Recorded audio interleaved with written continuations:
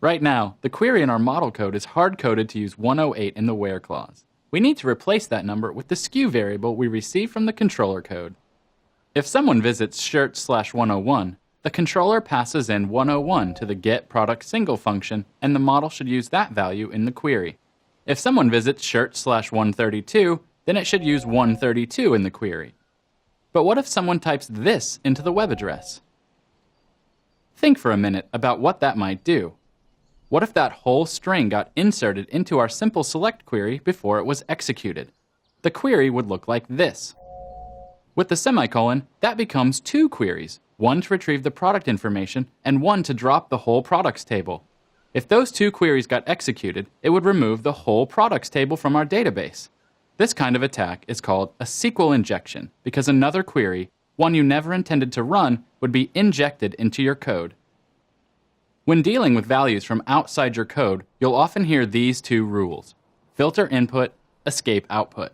We talked about escaping output when we looked at the contact form earlier. This is a perfect example of when you would need to filter input. I would do that in two places. Open shirt.php in your text editor. It takes the value for SKU from the web address and puts it in a variable here.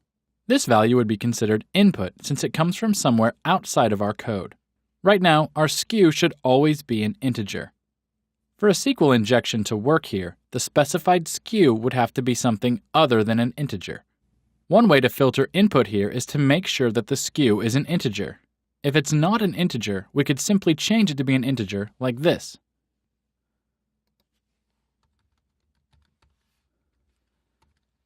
We discussed this int_val function back when we talked about paginating a list page. We used this function then for the same thing, to filter input to make sure that page number was an integer. This function filters the input, removing any non-integer material. You might also hear this process called sanitizing input, because you are removing any harmful material from the input and making sure that only clean, sanitized input comes through. It's a good practice to sanitize the input immediately after you receive it. In this case, I get the value from the query string and sanitize it in the same line of code. Our controller code now sanitizes the input it receives from the web address. The other place we want to sanitize or filter input is in the model. We'll use another method of the PDO class to make sure our query is not subject to a SQL injection.